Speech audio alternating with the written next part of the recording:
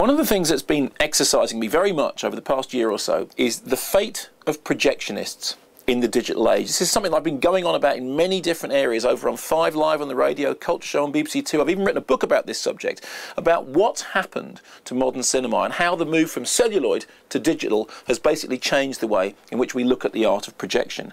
And a lot of people have accused me of being a Luddite. They've said, well, you know, how can you say that 35mm celluloid is better than digital? Digital is cleaner. Digital is easier to manipulate. Digital doesn't require a huge amount of cost to transport it around the country. You know, the fact is, the future is digital. I want to be very clear about this. Digital in itself is not a problem, but there are problems with digital that you never got with 35mm. Let me give you a couple of examples.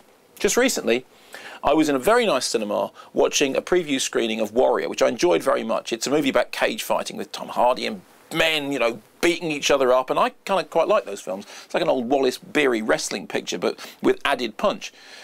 And at the beginning of the screening, it was clear there was something wrong with the digital projector. The screen kept flashing, and it flashed, and the film played for about a quarter of an hour until finally they figured they had to stop it. The problem with the digital projector is you stop it, you have to start again from the beginning. So we watched the first 15 minutes of the film all over again. Not a problem, the film was fine, but it meant that I missed the last train home, which was a pain.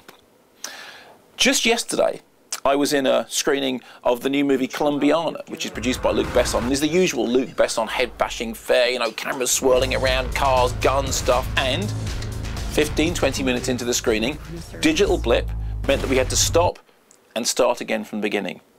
And in both cases, my response has been the same. Wouldn't have happened with 35mm, something goes wrong, you just run the film through the projector and carry on from where you left off.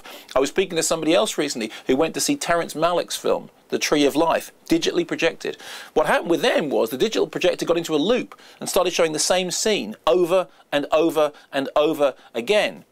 As they pointed out, it being a Terrence Malick film, people had to watch the same scene for about 3 times before they realised that it was a mistake. Then the other day I got my comeuppance. I was in Shetland doing the Shetland Film Festival, and we did the Radio 5 broadcast from Shetland. And many people downloaded the podcast, as they always do. And as soon as the podcast had been downloaded, digitally, got a number of emails from people saying, the end of the podcast's missing. You know, it cuts off in the middle of your review of Kill List. In fact, what you say is, Kill List is really, really, really... and then nothing.